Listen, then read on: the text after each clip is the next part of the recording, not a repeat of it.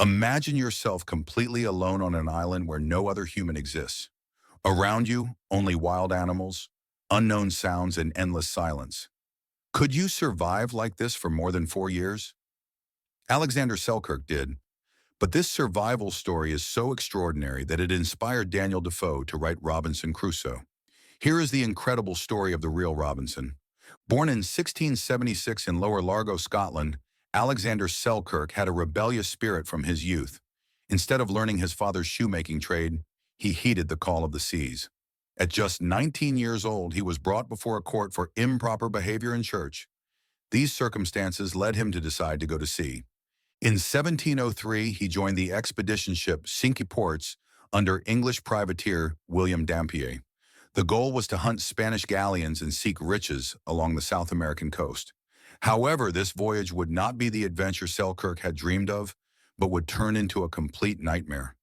September the 1704, the Cinque Ports was no longer seaworthy. The ship was riddled with holes by shipworms, its sails were torn, and worst of all, there were serious disagreements between Captain Thomas Stradling and the crew. Selkirk, as the ship's navigation officer, saw the severity of the situation. If they continued with this ship, they would all find themselves at the bottom of the sea. When they anchored off the Juan Fernandez Islands, Selkirk made a tremendous decision. He went to Captain Stradling and said these words, "I will not go one step further with this ship. Leave me here." Stradling initially thought this was a bluff, but Selkirk was determined. He moved all his belongings, a musket, gunpowder, lead, an axe, a knife, a Bible, some clothes and navigation tools, to Massa Tierra Island in the archipelago. The ship's disappearance was a matter of moments, and at that moment, a terrible truth sank into Selkirk's heart. He was completely alone. Massa Tierra Island, known today as Robinson Crusoe Island, is a volcanic island covering 48 square kilometers. Its highest point is El Yunque Peak at 915 meters. Fortunately, the island was not completely barren. There were freshwater springs, fruit trees, and especially goat herds left by Spanish sailors. However, the first months were pure torture. Selkirk couldn't sleep through the nights, startling at every sound. He knew he wasn't alone on the island. The terrifying sounds of giant sea elephants, unknown bird cries, and the howling of wind through the rocks were driving him mad. He was fortunate when it came to finding food.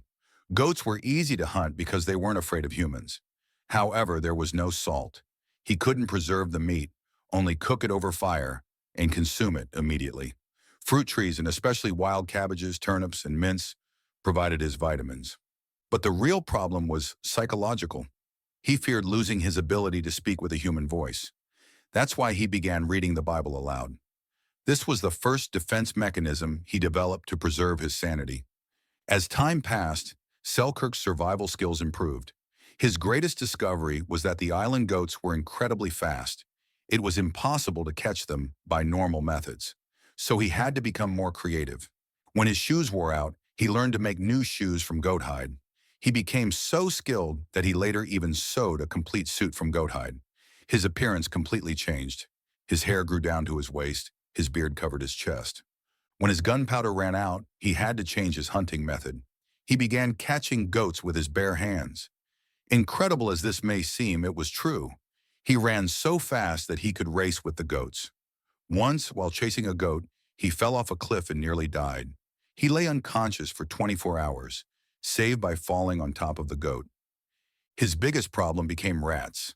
The island was swarming with rats, and at night they would gnaw at Selkirk's feet. He found the solution in creativity again. He tamed wildcats. These cats not only killed the rats, but also provided him companionship. They slept beside him through the nights, giving him warmth. The autumn of 1705 was the most difficult period for Selkirk. He had been living on the island for nearly a year and hadn't seen a single ship. He began to fall into depression. For days he wouldn't speak, just lying in his cave staring at the ceiling. During this period, he even had thoughts of self-harm. But one day when he forgot to make a fire and woke up shivering from cold, he remembered how hard he had fought to survive.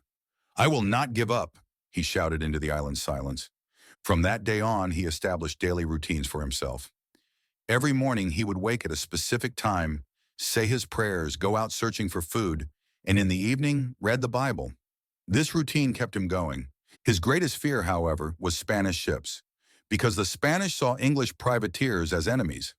Twice Spanish ships approached the island. The first time was completely by misfortune. Selkirk had made a fire on the beach and was cooking goat meat. Suddenly he noticed the ship's sails. The moment he saw the Spanish flag, he felt his heart would stop. There was no time to extinguish the fire. The smoke was already rising to the sky. The Spanish had seen the fire and realized someone was on the island. He rushed swiftly toward the mountains. He could hear them shouting behind him. "A key! A key! Here! Here!" they were saying.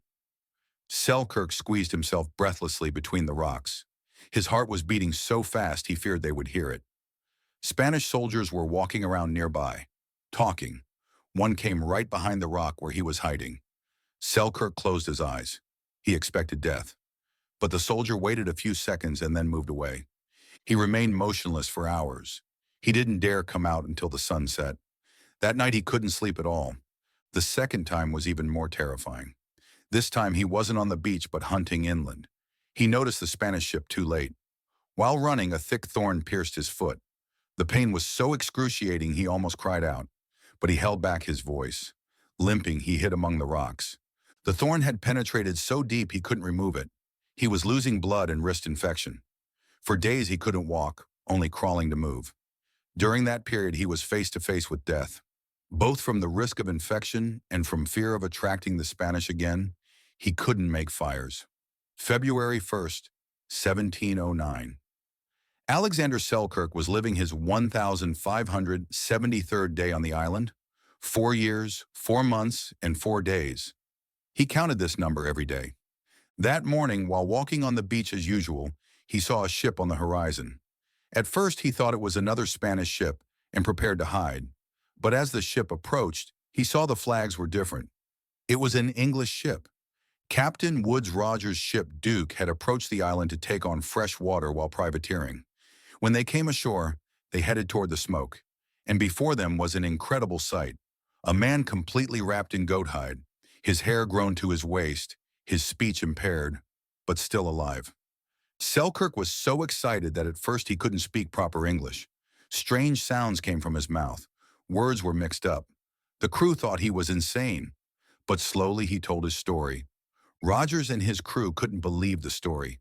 How could a human live like this for more than 4 years? But Selkirk's physical condition confirmed his story. He was incredibly strong, agile, and healthy. He even looked fitter than some of the crew members. When Selkirk boarded the ship, he wanted to take his pet cats with him, but couldn't. These cats continued to live on the island for a long time. After returning to England, Selkirk's story spread rapidly. When a journalist named Richard Steele wrote his story, he became famous throughout Europe. Daniel Defoe was inspired by this story to write Robinson Crusoe in 1719. However, Selkirk had difficulty adapting to normal life. City noise disturbed him, and he had panic attacks in crowds. A few years later, he went to sea again and died of yellow fever in 1721. Massa Tierra Island was renamed Robinson Crusoe Island in his honor in 1966. Today, there stands a statue erected in Selkirk's memory. Alexander Selkirk's story is not just a survival story, but proof of the power of the human spirit. For 4 years and 4 months, he never gave up, never went mad, and survived. Thanks to him, one of the world's most famous literary works was born. I humbly and with all my heart thank God for showing me that I could be happier even in solitude than wandering freely among people and tasting all the pleasures of the world.